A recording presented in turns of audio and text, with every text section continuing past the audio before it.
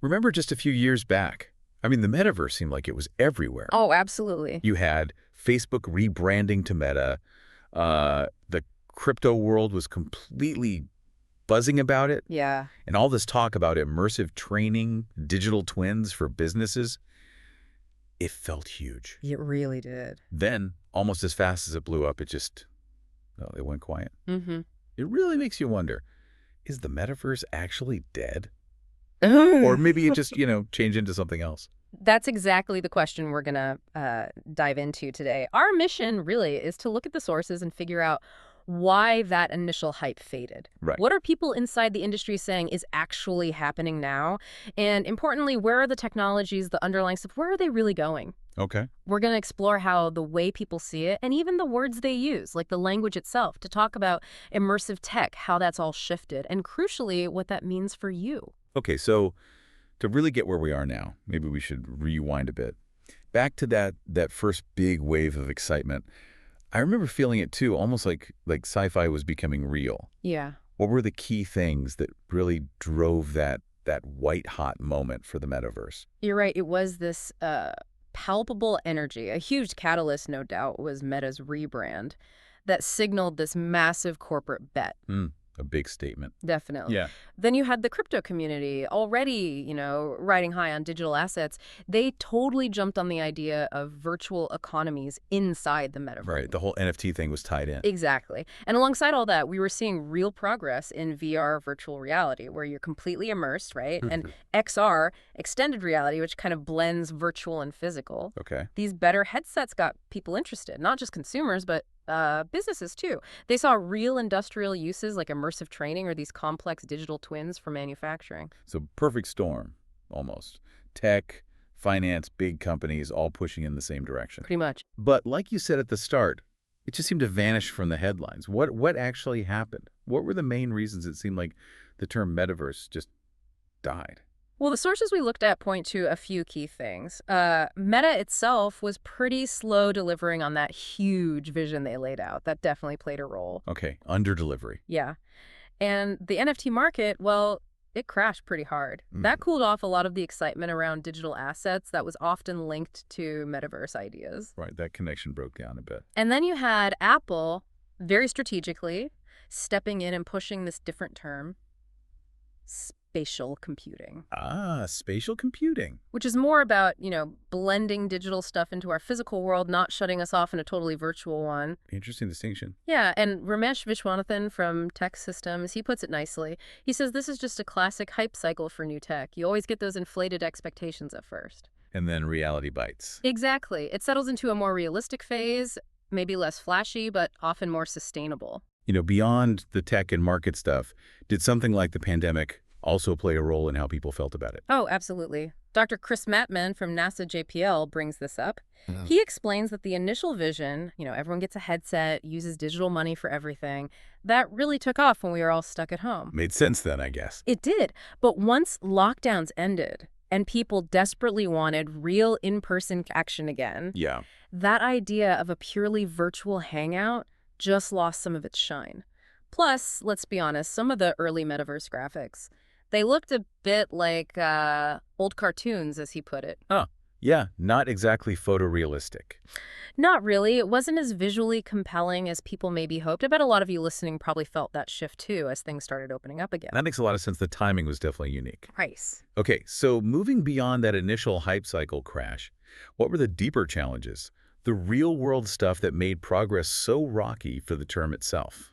Well, Parul Trivedi from Everest Group lays out several important points. First, those really bold promises, especially from people like Mark Zuckerberg, they just set the bar way too high for where the tech actually was and what the market was ready for. Expectations were maybe unrealistic? Very much so. And consumers were hesitant. The whole concept felt maybe too sci-fi, too niche for most people early on. Okay.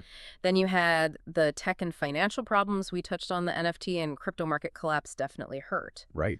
And Meta itself, they reportedly poured something like $47 billion into it without much immediate tangible return. That doesn't look great. Oof, yeah. That's a big number.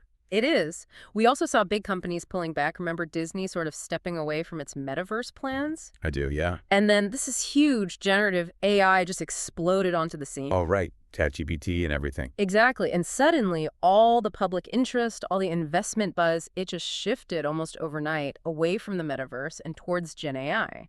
Wow. So it wasn't just one thing failing. It was like a convergence of factors. Ambitious vision hitting tech limits, market hesitation, financial woes, and then a new shiny object grabbing everyone's attention. That sums it up pretty well. It was kind of a perfect storm for disillusionment. And, Louis Rosenberg, who's been in this field for ages, he really talks about the power and limitations of language here. He argues the media kind of got the wrong end of the stick with Metaverse, right? They painted it as this totally separate virtual world. That's his point, yeah.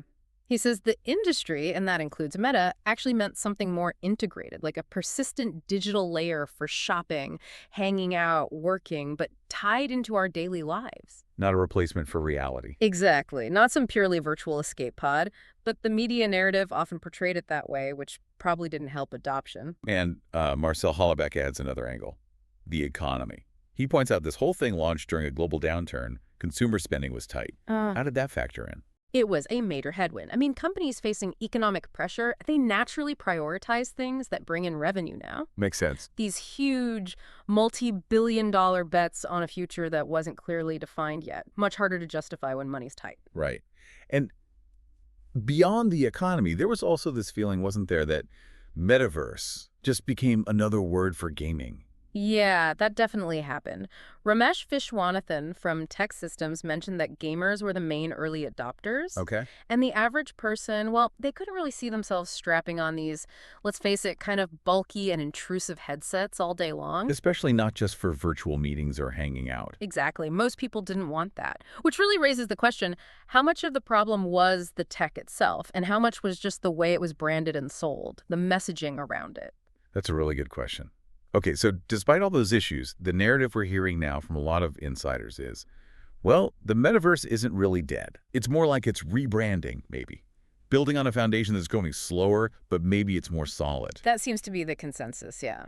Louis Rosenberg, the expert we mentioned, he puts it very directly. He says, the only thing that changed is the language used to describe our immersive future. It's a strong statement. It is. And Roberto Hernandez from PwC US, he compares calling the metaverse a failure now to calling the internet a passing fad back in, 2000. Wow, okay. That's putting it in perspective. Right. It really reframes the whole discussion. And Rosenberg, he has that long-term view. He started working on immersive computing way back in 1991, developed one of the first mixed reality systems. 91. Wow. Yeah. He thought back then it would take maybe 10, 15 years for widespread use. Now, 33 years later, he believes it's finally in sight. So persistence pays off, maybe? Seems so. He predicts this future where, as he says, we will just think about one life, one reality, and it will be a combined world of the real and the virtual. One life, one reality, not separate worlds anymore. Exactly. A seamless integration. And that idea of seamless integration, it does feel a bit more tangible now. Yeah. So what are the actual tech advances that are pushing this reimagined future forward? Well, Parul Trivedi points to the ongoing progress in AR augmented reality, overlaying digital info onto the real world. Like Pokemon Go, but more advanced. Sort of, yeah, but much more sophisticated now. And, of course, better VR and mixed reality tech. The release of Apple's Vision Pro and the newer Meta Quest 3, those are seen as big catalysts, kind of pushing the envelope. Right, sparking new interest, maybe new use cases. Definitely. And it's not just them. You've got Google, Samsung, Sony, Microsoft, HTC. Lots of big tech companies are still investing and developing in this space. The focus seems to be shifting towards that physical-digital convergence idea, using digital overlays to add unique value to our physical world. And this is where generative AI comes back in, isn't it? Yeah. How does that fit into this newer picture? It fits perfectly, according to Dr. Chris Mattman. He sees the future in combining mixed reality with Gen AI and these multimodal AI models. Multimodal, meaning AI that can handle different kinds of input at once. Images, text, sound, you name it. Okay. And he gives a really cool example. Meta's new Ray-Ban smart glasses. Oh, yeah, the ones with the camera. Exactly. You can take a picture, ask the glasses what you're looking at, and the Gen AI in the cloud can actually identify things for you. It could even, like, look at a parking sign you just snapped and tell you if you're allowed to park there. Whoa. Okay, that's not science fiction. That's actually useful right now. Right. That's an immediate practical application. So it sounds like the big shift is away from purely consumer entertainment, maybe. Mm. Where are these technologies finding real, tangible value now, especially outside those completely virtual worlds? That's dead on. There's a huge push now into enterprise and industrial uses. It's not just about games anymore. Okay, like what? Well, things like virtual reality for training employees in complex or dangerous tasks. Safer, cheaper, maybe? Exactly. Sophisticated digital twins for manufacturing, basically, virtual copies of real machines or even whole factories. Right, for testing and monitoring. Yeah, allows for real-time monitoring, simulation, predicting problems, and augmented reality for things like remote assistance. An expert can see what a technician sees and guide them through a repair, even from miles away. Okay, those sound genuinely useful for businesses. They really are. And Ramesh Vishwanathan from Tech Systems, he specifically calls out digital twin technology as a clear path for billions in investment. Why? Because it offers clear ROI. A tangible return. That makes sense for businesses. Absolutely. And that's exactly why this shift to practical enterprise applications is creating what Roberto Hernandez from PwC calls meaningful value. Meaningful value. Yeah, it translates directly into better experiences for customers, for employees. It can lower costs, create real revenue growth. And we're seeing this across lots of sectors: healthcare, retail, hospitality, entertainment, manufacturing. It's spreading. Okay, so the tech is evolving, the applications are getting more practical.